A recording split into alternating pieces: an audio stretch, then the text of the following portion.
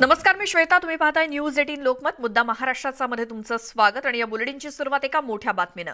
चिपळूणमध्ये भास्कर जाधव यांच्या घरावरती दगडफेक झालेली आहे. अज्ञातांकडून त्यांच्या घरावरती दगडफेक करण्यात आली आहे. चिपळूणमधल्या भास्कर जाधव यांच्या घरावरती पेट्रोलची बाटली, स्टंप आणि दगड मारण्यात आलेले आहेत. जाधव यांनी राणे यांच्यावरती केलेली टीका ही त्यांना भोवल्याचं दिसतंय.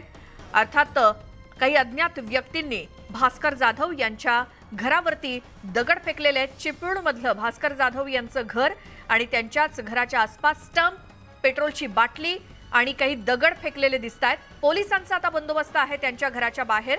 आमचे प्रतिनिधी स्वप्नील घाग आपल्यासोबत फोन लाईनवरती आहेत. स्वप्नील, भास्कर जाधव यांच्यावरती आता दगडफेक सुद्धा झालेली आहे. काय सगळी पार्श्वभूमी आणि आतापर्यंतचे अपडेट्स?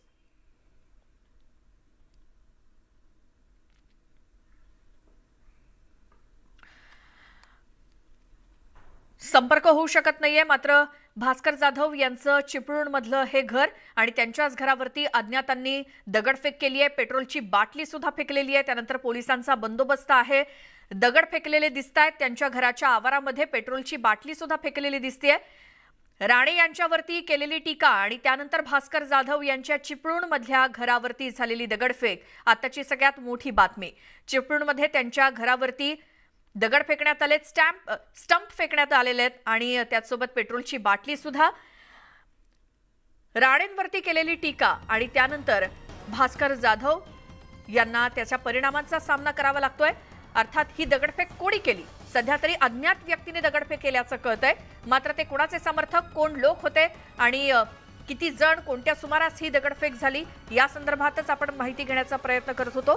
चिपळूणमधल्या भास्कर जाधव यांच्या घरावरती झालेली दगडफेक, एक पेट्रोलची बाटली सुद्धा फेकलेली दिसतेय, तर स्टंप सुद्धा फेकलेले दिसत आहेत आणि दगड मारण्याचा प्रयत्न केलेला आहे. आमचे प्रतिनिधी स्वप्नील घाग आपल्यासोबत आहे. स्वप्नील, ही दगडफेक झाली आहे, स्टंप फेकलेले दिसत आहेत, पेट्रोलची बाटली दिसते, मात्र ते अज्ञात कोण आहेत याचा तपास लागलाय का?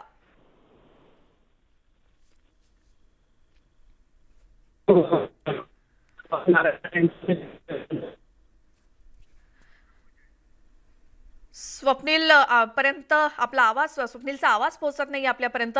मात्र याच संदर्भात आपण अधिक बोलूयात. भाजपचे नेते प्रमोद जठार आपल्यासोबत आहेत. प्रमोदजी, स्वागत तुमचं. आपण ही आता दृश्य पाहतोय. भास्कर जाधव यांच्या घरावरती दगडफेक झालेली आहे. राणेंवरती केलेल्या टीकेनंतर काय आपली प्रतिक्रिया?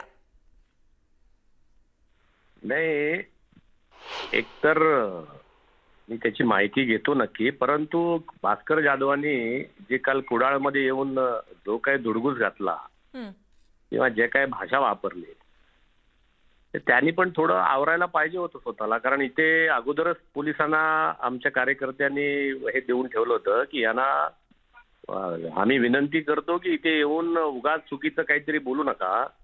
चुकीचं म्हणजे प्रक्षोभक काही बोलू नका एकमेकाला. हे कोणीतरी थांबलं पाहिजे. पण ते भास्कर जाधवांनी जे काय राणा भीमदेवी थाटामध्ये येऊन इथे काय काय प्रकार केले ते आपण आपल्या बघितले असाल. त्यामुळे आम्ही त्यांना म्हटलंच होतं अगोदर, पोलिसांना पण आम्ही सांगितलं होतं की यांना अगोदर थोडी एक सूचना द्या की उगाच आगीत तेल ओतत राहू नका. हळूहळू हळूहळू हे जे काही हे आहे ते कमी करायला पाहिजे असा आमचा पण त्यांना आग्रह होता. पण काल भास्कर जाधव आपल्या ह्याच्यातनं बाहेर गेले एकदम. आणि एवढं नाही बोलायला पाहिजे. माझं म्हणणं, या लोकशाहीमध्ये सगळ्यांनीच आपलं आपलं आवरून बोललं पाहिजे असं आमचं म्हणणं आहे. बरं, मग भास्कर जाधवांच्या घरावरती दगडफेक भाजपच्या कार्यकर्त्यांनी केली आहे का? नाही नाही नाही, भाजपाचे कार्यकर्ते काही दगडफेक करणार नाही. आता ते कसं असतं, भास्कर जाधव हे स्वतः पण दगडफेक करून घेतील एवढ्या पण ते काय म्हणतो आपण त्या टोकाचे आहे. आता याचा फायदा उठून घ्यावा, मुद्दाम कोणाला तरी दगडफेक करायला लावावी आणि मग ती भाजपने केली, हे पण करायला भास्कर जाधव मागे राहणार नाही. बरं, भास्कर जी बोला. या गोष्टी तपासून बघायला पाहिजेत. पण भास्कर जाधवांनी पण सुद्धा स्वतःला आवरलं पाहिजे.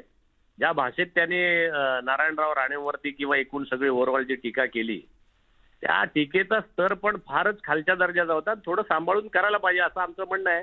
आणि पण मला वाटतं की हे दगडफेकीचं प्रकरण हे त्यांनीच उभं केलेलं असण्याची मला तरी दाट शक्यता वाटते. बरं, मात्र कोकणातला राणे विरुद्ध भास्कर जाधव हा वाद विकोपाला जाईल का? नाही, माझं म्हणणं वाद विकोपाला जायला सर्वांनी आपला समजुतीने घ्यायला पाहिजे. काही भाषणातल्या काही प्रमाणामध्ये टीका करणं, मिमिक्री करणं हे मान्य आहे, करावं. पण अगदीच पर्सनलाइज याच्यापर्यंत जाऊ नये असा आमचा सगळ्यांनाच आग्रह आहे. म्हणजे त्यांना तसं नाही, हं. पण ओव्हरऑल हे आता याचा कोकणाच्या एकूण प्रतिमेला ह्याचा तडा पडतो एकूण ओव्हरऑल. जी. प्रमोद जठारजी, धन्यवाद, तुम्ही न्यूज 18 लोकमतशी बोललात त्याबद्दल. तर केंद्रीय मंत्री आणि भाजपचे नेते नारायण राणे यांच्याबद्दल अवमानास्पद, शिवराळ तसेच